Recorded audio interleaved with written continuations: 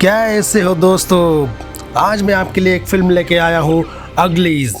यह फिल्म सैकड़ों साल फ्यूचर में ओपन होती है, जिसमें ह्यूमैनिटी के फॉसिल फ्यूल्स कम्प्लीटली ख़त्म हो चुके होते हैं और पॉल्यूशन इतना बढ़ चुका होता है कि पूरी की पूरी दुनिया एक तरह से ख़त्म होने वाली थी।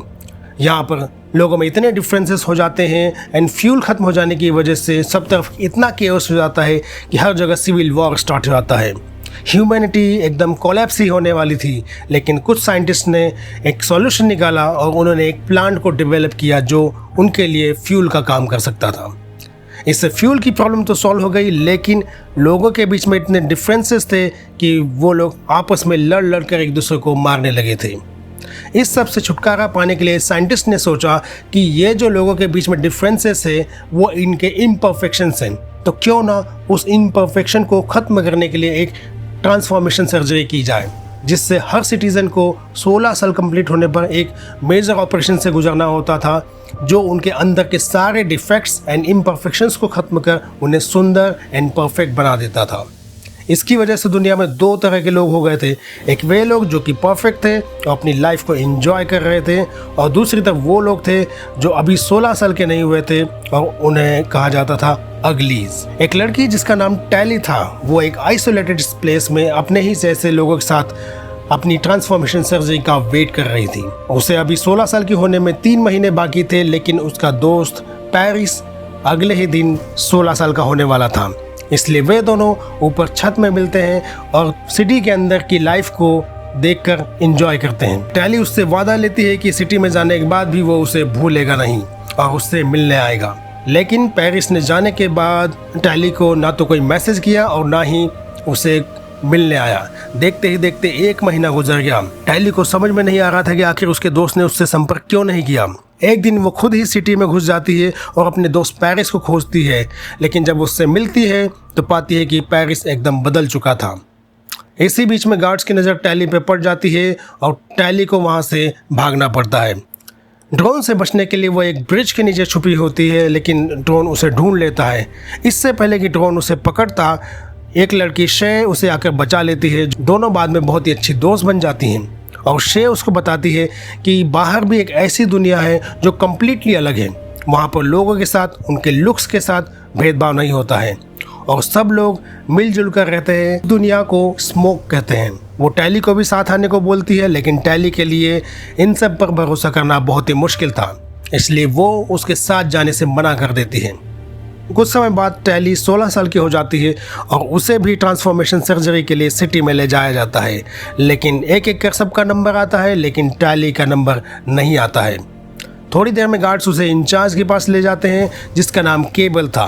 केबल उसे शे के बारे में पूछती है, लेकिन टैली झूठ बोलती है, इसलिए केबल उसकी सर्जरी को तब तक के लिए रोक देती है जब तक टैली उसे शे के बारे में सच नहीं बता देती है। टैली को वापस उसके घर भेज दिया जाता है, जहाँ पर उसे पेरिस मिलता है और वो उसे बोलता है कि वो केबल को सब कुछ सच से बता दे, क्योंकि तभी वो सिटी में मिल सकते हैं। अगले दिन टैली केबल को सब सच बता देती है और केबल उसे बताती है कि डेविड एक रेबल है और वो उन पर हमला करना चाहता है। वह एक वेपन बना रहा है जो सिटी को डिस्ट्रॉय कर सकता है, और फिर केबल उसे स्मोक में जासूसी करने के लिए भेजती है। टैली किसी तरह से स्मोक में पहुंच जाती है, जहां वो शे और डेविड से मिलती है। वो देखती है कि यहाँ पर सभी लोग अपनी लाइफ जी रहे हैं, कोई किसी से भेदभाव नहीं करता है और वो जैसे चाहे वैसे जी सकते हैं। थोड़ी देर में ये लोग सभी फ्लावर्स को जलाने के लिए जाते हैं और तब उसे पता चलता है कि वो फ्लावर्स जो कि फ्यूल का काम कर रहे थे, असल में धरती को पूरी तरीके से बंजर बना रहे थे और एटमॉस्फेयर को ख़त्म कर रहे थे। इसी बीच गार्ड्स उन पर हमला बोल देते हैं और शे हेलीकॉप्टर से नीचे गिर जाती है, लेकिन टैली अपनी बड़ी बहादुरी के साथ उसे बचा लेती है। वो अभी भी कंफ्यूज थी, इसलिए डेविड उसे अपने पेरेंट्स के पास ले जाता है, जहां उसके पेरेंट्स ने बताया कि ट्रांसफॉर्मेशन असल में लोगों को सुंदर बनाने के लिए नहीं, बल्कि लोगों के दिमाग को कंट्रोल करने के लिए की जाती है। वे दोनों साइंटिस्ट वहाँ पे थे और जब उन्हें ये पता चला तो वहाँ से भागकर यहाँ आ गए थे। डेविड के पेरेंट्स इसका एक क्योर बना रहे थे, लेकिन एक सीरम जो कि उनकी लैब में था, उसके बिना इस सीरम को कंप्लीट नहीं किया जा सकता था। टैली को समझ में आ चुका था कि केबल ने उसे झूठ बोला था और यह जानने के बाद वो अपने गले में लगे ट्रैकर को जला देती है, लेकिन तब तक तो लंका लग चुकी थी।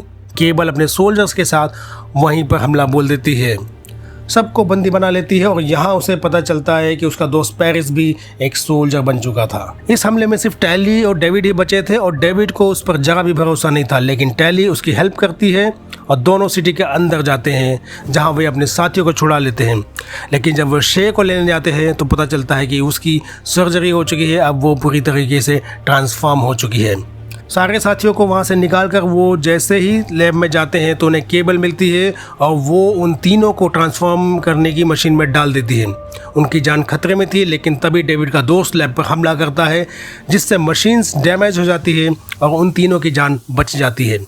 इसी बीच में डेविड की मदर नैनो सीरम को चुरा लेती है और जल्दी से जल्दी सब सिटी से बाहर निकलते हैं। डेविड की मदर सीरम बना लेती है, लेकिन शे उसे अपने ऊपर टेस्ट करने से इनकार कर देती है। फाइनली टैली खुद पर ही उस सीरम को टेस्ट करने के लिए राजी हो जाती है। उसके बाद केबल और उसकी फोर्सेस उसे पकड़ कर ले जाती है और उसकी भी ट्रांसफॉर्मेशन सर्जरी करवा दी जाती है। उसके बाद हम देखते हैं कि टैली पूरी तरह से ट्रांसफॉर्म हो चुकी है और बहुत ही ब्यूटीफुल, बहुत ही आइटम बन चुकी थी। क्या डेविड की मदर का सीरम टैली को ठीक कर पाएगा, यह तो हमें पता चलेगा इसके नेक्स्ट पार्ट में, जिसका मुझे भी इंतज़ार है। तब तक आप इंतज़ार मत करो और इस चैनल को सब्सक्राइब कर लो। ये मूवी कथा आपको कैसी लगी मुझे कमेंट में ज़रूर बताएं। अगर वीडियो अच्छा लगा हो तो इसे लाइक करें और इस चैनल को सब्सक्राइब करें, और हाँ, बेल आइकन को क्लिक करना भूलना मत।